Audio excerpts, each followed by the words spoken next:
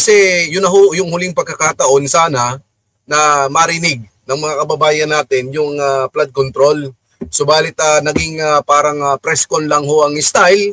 Si Manong Chavit nandun din ho kahapon at sabi nga po dito ni Manong Chavit, walang makakapigil sa amin. Mamatay na kaming lahat pero sasabihin namin ng totoo, ang magnanakaw, Martin Romualdez at Marcos Jr., sila ang utak. So, mga kababayan ko, nais lang naman malaman talaga at ipailam sa taong bayan para mapanagot yung utak talaga ng pagnanakaw sa gobyerno natin. Hindi ho basta-basta pera itong nawala sa atin, kundi trilyong peso ang nawala ho sa ating bansa. Subalit, mga kababayan, parang gusto bang pagtakban?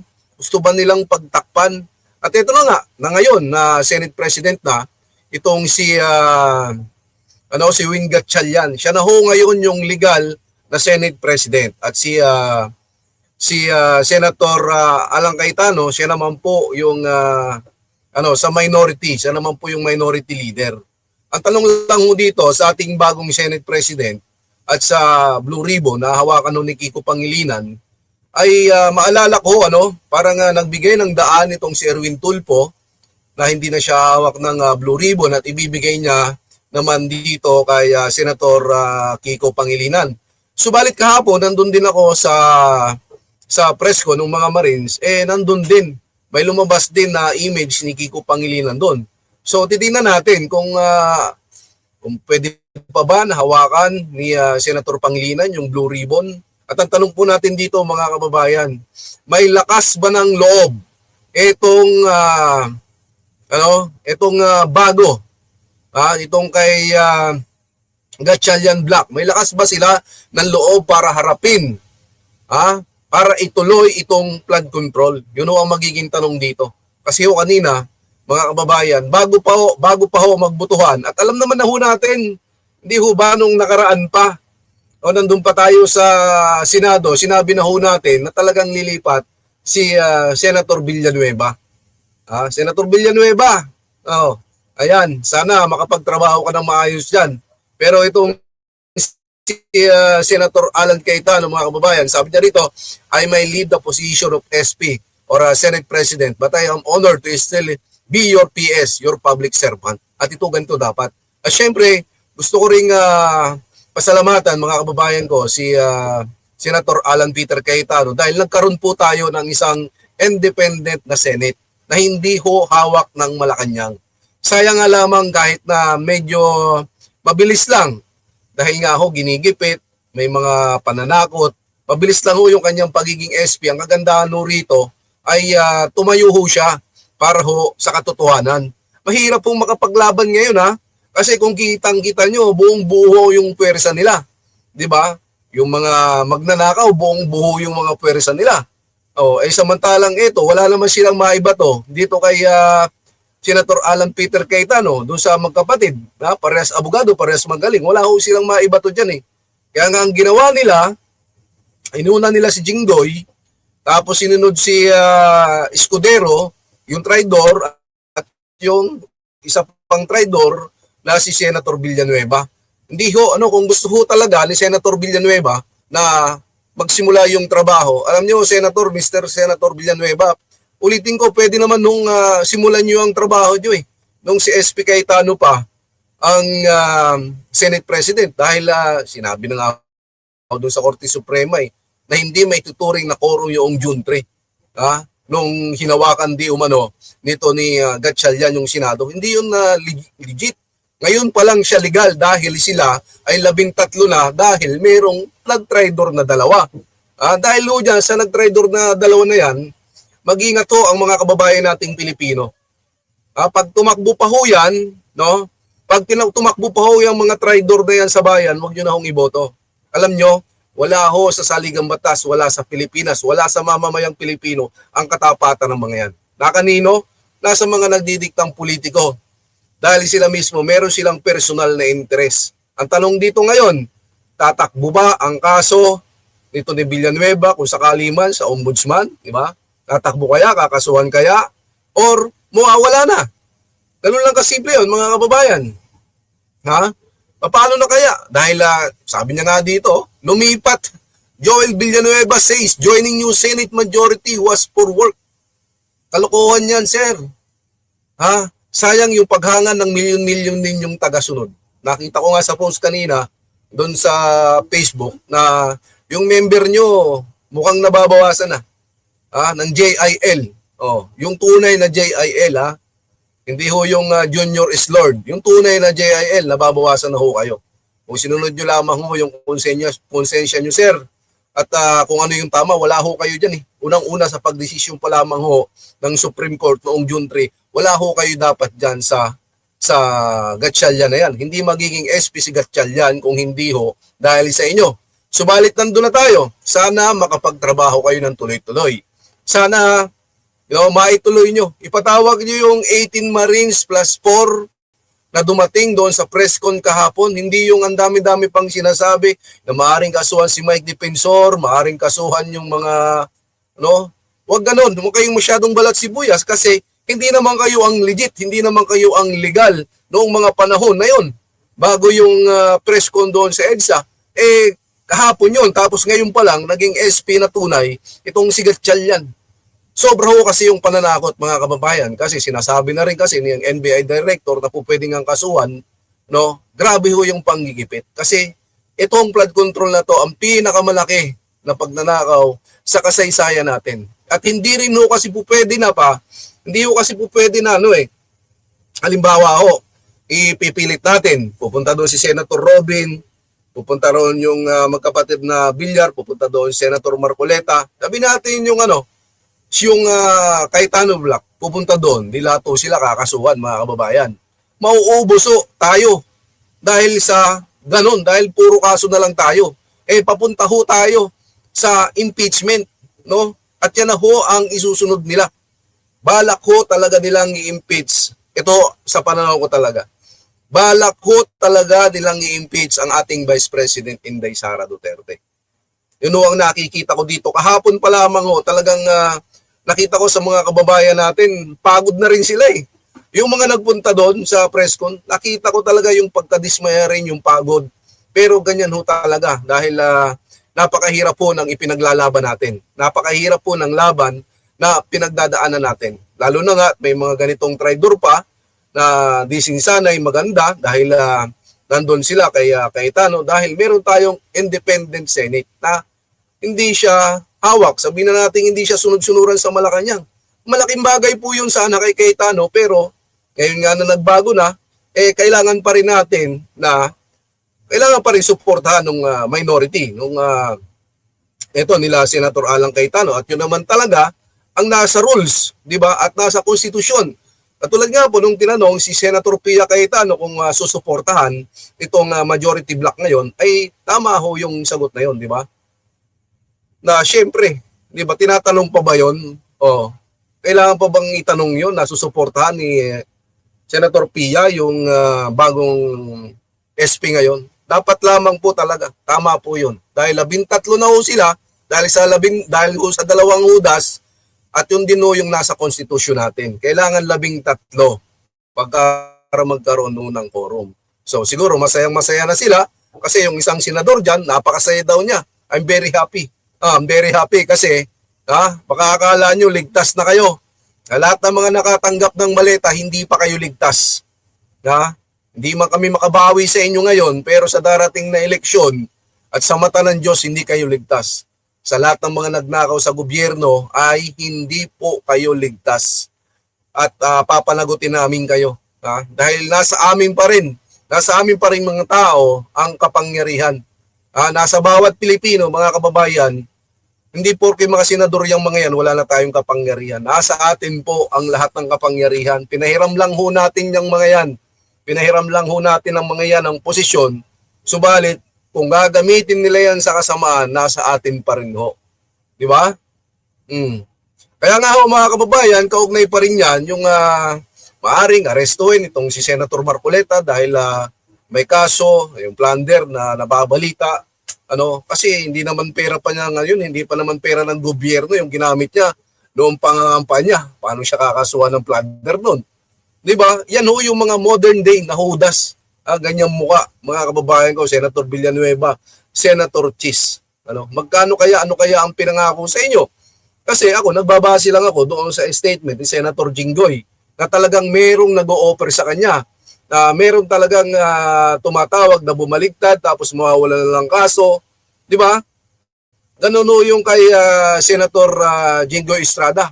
At talagang nagagalit, Ma'am Rose Dange, nagagalit talaga ang mga kababayan nating Pilipino dahil sa nangyayaring ito. Subalit wala ho tayong magagawa. Kung ano ho yung nasa rules ng Senado na makalabintatlo, ay igagalang po natin yon. And then, nasa konstitusyon din po yon. Subalit, meron hong inihain sa Korte Suprema itong si Senator Alan Peter Cayetano. Sino ba talaga ang legit noong mga panahon na iyon para nang sa ganon ay hindi na ho ito maulit pang muli. Hindi lamang ho yun, mga kababayan. Kasi nung panahon na ho na yun, na si Cayetano, yung speaker natin, Senate President natin, ay si Gatchalian naman ho ang pumipirma ng mga dapat pirmahan sa Senado. Pati ho yung mga sweldo, di ba? Sinabi niya sa yung nag-sign at legal ba yung pagdedeklara niya ng work from home noong mga panahon na yon. Kasi mauulit at mauulit to. Maaaring sa darating na panahon, mauulit to. Pero ngayon ho, malalaman na ho natin talaga kung sino ba yung kapanipaniwala. Di ba? Ganun ho eh. Ngayon ho ay araw ng mga World Crocodile Day. Pero isaktong-eksakto rin, nagpalit ho ng leadership ng Senado. May bago tayong SP. May bago tayong SB, mga kababayan.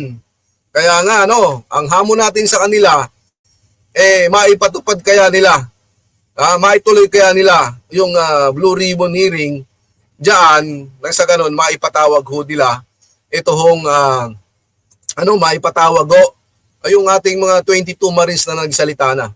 Ito rin, si Erecito rin. Sabi niya rito, sinasabing sumali si Villanueva at Escudero sa kanila hindi dahil sa maleta kung hindi dahil sa pagmamahal sa Senado. Mga nakatanggap po ng maleta, itong dalawa dito. Tapos marami pang nakatanggap ng maleta. Si Ramon Tulfo, si Arnold Clavio, sabi po ng ating 18 Marines, di ba? Yung paglipat ho na ito sa kabila ay pagtatraidor ho sa sambayan ng Pilipino. No? Pagtatraidor ho yung ginawa ni Senator Villanueva o pagbuhudas talaga na lumipat siya dito kay Win Gatchalian. Sabi nga ni Camille Villar, sino man sa atin ang kakala sa grupo, matapos nating makita ang sakripisyo at pag-alalay ng isa sa atin, sa palagay ko, mas masahol pa siya kay Judas. Di ba? Kaya nga alam ko, pastorata itong si Senator. Ewan ko kung paano nga ginamit yung pagiging pastor niya, yung konsensya niya sa pagpili ngayon dito. Alam nyo, lahat ng ito, mga kababayan ko, ay pinaghahandaan na ho nila, ulitin natin, pinaghahandaan na ho nila yung impeachment laban no, sa ating Vice President Inday Sara Duterte. No? At sa tingin ko, talagang mahigpit ho yung laban sa impeachment. Meron nga akong sinabi na wag i-live yung impeachment para hindi magkagulo. Ay hindi naman po pwede. Kailangan talaga yung impeachment, naka-live ho yan. Ngayon, kung ayaw nyong i-live, kung may nagsasabi dyan na wag i-live, baka ho may pinaplano kayo. At baka ho gusto nyo talaga na i-impeach si Vice President Inday Sara Duterte. Sabihin na natin ma-impeach ang Vice President Inday Sara Duterte.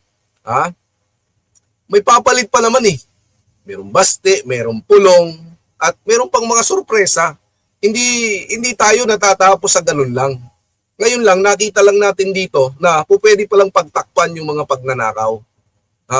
Pwede palang pagtakpan yung pagnanakaw pag ikaw ay nasa kapangyarihan. At yun ang hindi magandang tingnan.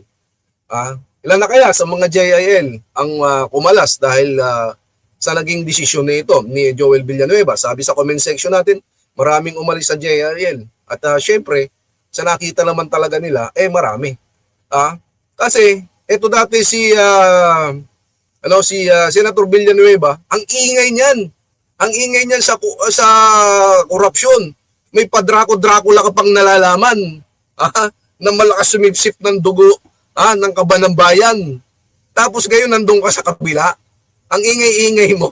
Tapos ipagkakanulo mo rin lang yung mga kasamahan mo. Hindi lang mga kasamahan mong pinagkanulo mo. Pinagkanulo mo yung sambayan ng Pilipino na naniniwala sa iyo na talaga ikaw ay anti-corruption. may patrako-dracula ka pang nalalaman, ang kapal ng mukha mo. Di ba? May padrako-drako pala siya nalalaman, eh, hudas ka naman. O, di sana kung nasangkot ka, eh, mas magiging mas maganda pa sana tingnan kung hindi ka lumipat sa kabila. Anyway, choice mo yan. Pero ito naman, opinion ko rin. Kung hindi ka lumipat dyan, sir, mas maganda pantingin sa'yo ng mga mamayang Pilipino. Di ba? Kailan pa kaya ulad yung mga ang Pilipinas? Hanggat may mga politiko tayong hudas, hanggat may mga politiko tayong magnanakaw, hanggat may politiko tayong korap, hindi ho unlad ang bayan natin. Ano? Ayan, di ba? Simpleng paghuhudas pa lamang mo yan. Ano pa ho kaya ang gagawin niyan sa susunod? Alam ko, last term na ata ni Villanueva eh. Parang pang-tatlo niya na ata yan eh. Ewan ko kung po pwede pa siyang tumakbo sa susunod. Ano? Kasi masakit yan. Ulitin ko, yung sakripisyo ni Senator Bato. Muntik pang mahuli. O, Senator Robin Padilla, malamang, ihahainan na rin ang kaso yan. O, Senator Marcoleta, yung si Senator Mark Villar, ay na lang yung kaso yan. Kaya nga inuubos na sila eh. Dahil malapit na yung impeachment natin. At ito naman si Erwin Tulfo, Senator Erwin Tulfo, sinasabi niya na, sabi niya dito, Senator Erwin Tulfo sa Cayetano Black, kahit hindi sila pabor sa impeachment trial, pumasok pa rin sila. Ay talaga hong papasok, sir, Mr. Bendalo. Kahit talagang hindi sila pabor, yung Cayetano Black. O wag lang takutin, ay hindi ho talaga boboto sa impeachment yan. Wag lang kasuhan, wag lang ikulong at masuspinde. Nakatulad doon ni Jinggoy, nasuspendido ng 90 days. 90 days, 3 months po yun, mga kababayan. Ang impeachment magsisimula ng July. Ay kung isa-isa nilang pagkakasuhan yung mga yan at pagsususpendihin yung mga yan, ay di sila na lang ang magbobotohan, ay di mai-impeach ang Vice President Sara. Ano sa tingin nyo, mga kababayan? Tapos yung hindi present, ayaw pa nilang pabutuhin sa impeachment. Alam mo, Mr. Bendalo, Erwin Tulfo, hindi kasing bobo mo yung Cayetano Black. Na simpleng nag-walk out kayo. Kahit hindi pabor, di ba? Talagang papasok yung mga yan. Kahit hindi ka na makiusap. Hindi mo kailangan pakiusapan yung Cayetano Black, matatalino yung mga yan. Karamihan dyan, abogado, Mr. Tulfo. Karamihan dyan sa Cayetano Black, abogado. Hindi katulad mo, abogago. Kasi ikaw, Bendalo ka. Uulitin natin. Sabi niya dito, kahit hindi sila pabor sa impeachment trial, papasok pa rin sila. Papasok sila kasi kailangan pa rin nilang i-judge according sa evidence yung impeachment na yon. Hindi katulad nyo. Baka nga sa inyo ngayon, yung impeachment tapos na. Pero ito, yung Cayetano Black, kahit na hindi sila pabor, kailangan pa rin nilang tapusin yung mga ebidensya na mailahad bago sila magdesisyon. Yun ang pagkakaiba dito. At nakakalungkot nga lamang, mga kababayan ko, dahil itong yung hearing daw po, sabi yung retired General Pukis, paano naging mas importante ang waling-waling kaysa sa matino? Corruption inuna yung waling-waling. Ganito, kadismayado. At ito kasi si Senator Joel Villanueva, alam mo, Mr. Senator Joel Villanueva, kunwari pa, nagpatawag ka ng special session. Pakunwari ka pang special session para hindi masyadong halata. Kasi kay Escudero, walang ganun-ganun eh. Pagka kilabukasan, lumipat ka agad siya eh. Ulitin natin, tumanggap ng maleta di umano. Ayon sa 18 Marines, itong si Escudero. Ilang maleta? 4 na maleta. Mr. Senator Escudero, totoo ba na tumanggap ka ng mali-maletang pera? Diba? Ganun lang kasimple yun eh. Totoo ba na tumanggap ka ng mali-maletang pera? So, ayan mga kababayan. Dan yung mga muka ng mga modern hudas dito sa ating bansa. Hanggat hindi nagkakaisa ang mamamayang Pilipino, patuloy tayong nanakawan. Patuloy tayong nanakawan ng mga korap ng mga politiko na ito. Habang yung mga kababayan natin ay naghihirap yung ilan sa mga politiko natin nagkukunwaring makadiyos, makatao at makabansa, pero demonyo naman. 'Di ba? Hindi makapagdesisyon kung ano ang naaayon, ha? Hindi makapagdesisyon para sa mga mamamayan nating Pilipino. Ang desisyon niya siguro para sa kanyang pamilya, para sa sarili niya. Pagka ikaw public servant ka, uunahin mo yung mga Pilipino. Uunahin mo yung sambayanan. 'Di ba? May kakilala nga ako Parang ano na, halos hindi niya na masikaso yung pamilya niya sa sobrang daming taon na lumalapit para nababawasan yung panahon. Yung public servant, inuuna talaga yung kanilang mga constituent. Hindi katulad nito. Kunwari, nagpatawag pa ng session, yung pala, tatraydorin lang tayo. Tatraydorin lang yung Cayetano Black. Alam naman niya ni Senator Cayetano na talagang lilipat siya. At ngayong araw nga na ito, tuluyan na. Kaya nga ang sa akin lamang mga kababayan, ay patuloy tayong magbantay, patuloy tayong magmasid.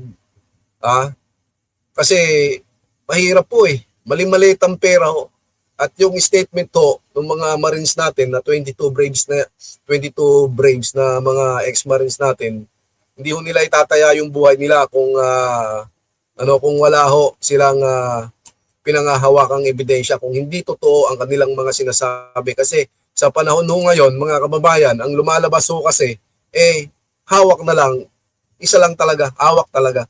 Nagiging crocodile farm, sabi ni retired General Orlando De Leon. Let's stop pretending we have Senate and a House. They're nothing more than BBM's crocodile farm. No, yung dahong Congress at saka yung Senado ay mga crocodile farm ni Bongbong Marcos. Kaya sinasabi niya ni Bongbong Marcos, ayaw niya sa korupsyon, di ba?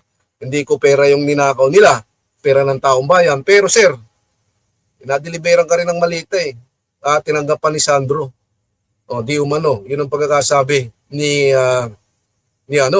yun ang pagkakasabi po ng mga 18 Marines natin. Ito yung mahirap na yung presidente, mahirap po sa isang bansa na katulad natin na Malaya, nahawakan mo yung Senate, nahawakan mo yung Congress, pag kontrolado mo yan, wala na. Hawak mo pa yung AFP, yung PNP, wala na. Hawak niya lahat Sinong lalaban sa'yo? Paano yung mga kritiko? Tingnan nyo, ang karamihan ng nakakasuhan, mga kritiko ni Marcos, mga kritiko ng mga kakampi ni Marcos. Ibig sabihin, may silent martial tayo. 'Di ba? Hirap na hirap po yung mga kababayan natin. Pero ito naman si Marcos, hindi natin alam kung nagsasabi ng totoo to. Masyadong pagsisinungaling ang ginagawa sa taong bayan, 'di ba? Kaya nga nakuha niya itong si Joel Villanueva. Mabuti nga si Jinggoy, hindi nila nakuha So ayun, nakakulong si Jinggoy. Kinasuhan si Jinggoy, 'di ba? Mamaya may picture tayo dito nung kay Arnold Clavio At syempre, kaya pala din sa mainstream media, ganun na lang din silang maglabas ng mga balita dahil may mga nakakatanggap din ng maleta, 'di ba? Sa DWIZ na sinasabi ng ex-Marines, kay Arnold Clavio. Kaya pala itong kupal na to na si Ramon Tulfo, ganun na lang din kaingay sa social media. Kasi di umano ay nakatanggap din ng maleta, sabi ng 18 ng mga bagong Marines natin. Totoo ba ito, Mr. Ramon Tulfo, na tumanggap ka ng maleta kaya pala ang ingay mo? Kaya pala talagang tudo ka depensa kay Bongbong Marcos. Ito na ba yung brand of leadership ng mga Tulfo? Senator Erwin, Senator Rapi, ito na ba yung brand of leadership nyo? Na takot kayo sa korupsyon? Sa tingin nyo, ligtas na kayo? Hindi pa kayo ligtas. Kahit tumakbo ka pang presidente, Rapi Tulfo, hindi ka mananalo. Kahit ikaw pa, Erwin Tulfo, tumakbo kang presidente, hindi ka mananalo. Bakit? Takot ka sa korupsyon. Dahil nasasangkot ka rin, di umano, na sinasabi ng 18 Marines na tumanggap ka ng maleta. Yung si Rapi Tulfo, wala rin naman bayag ito. Bakit? Takot din siya mag-imbista sa korupsyon Kasi yung kapatid niya tumanggap ng maleta. Sabi ng 18 Marines, paano ngayon yan? Ang tatapang nyo sa telebisyon. Pero nung mga naging senador kayo, bahagang buntot nyo, pera lang pala ang katapat. Mahirap po yan. Kasi kapag ikaw senador ka, dapat paglingkuran mo yung mga mamamayang Pilipino. Huwag kayong masahol pa kay Judas. Di ba? Paglingkuran nyo yung mga mamamayang Pilipino, gumawa kayo ng batas. Huwag nyo gamitin yung mga OFW. Kunwari, mahal-mahal nyo yung mga OFW, mga leche kayo. Di ba? Ganun lang yan. Oh. Kaya nga ho, itong si Senator Joel Villanueva, sana makapagtrabaho siya ng mabuti, no? Sana makapagtrabaho siya ng mabuti. Total, trabaho ng hanap niya. At muli, gusto ko rin magpasalamat ulit kay Senator Cayetano dahil maaga pa nag-concede na niya. Nag-concede na siya kasi alam naman niya na. At kahit tayo, kahit kami nga ako nga vlogger lang ako, alam ko lilipat yan Oh. Kala ko nga mauna pa kay Escudero yan 'Di ba? Lilipat at lilipat yan. Dahil may gustong pagtakpan. Ulitin natin, anong tawag niya? Dracula. Ito, Sunwest Corporation, di ba? Dracula ang tawag niya. Na parang sumisip-sip ng dugo ng kaban ng bayan. Hindi masakit sa amin na lumipat si Villanueva. Oy, loyalista nga. Oh, Omar, hindi masakit na lumipat sa amin si Villanueva. Sa'yo na yan. Sa iyo na yan, yung mga walang paninindigan, bigay nyo dyan sa mga loyalista nga. Kami, may paninindigan kami, hindi kami katulad ninyo. Ng mga bayaran, hindi kami katulad nyo.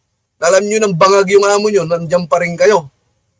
Omar, di ba, masabi niya rito sa comment, masakit ba mga didilis? Hindi na masakit sa amin yan. Alam na namin yan. Alam na namin kung sino ang maghuhudas. Dahil nga, ginigipit. Alam na namin yan. Panunuhol at panggigipit. Ganyan ba ang laban? Ganyan ba lumaban yung amo nyo? Mas nakakaya kayo, mga loyalista. Sa amin, wala, hindi kami nasaktan dyan. Mas natuwa pa nga kami at nakilala siya namin ng maaga. Natuwa kami, nakilala kaagad namin kung ano ang kulay nito ni Senator Joel Villanueva.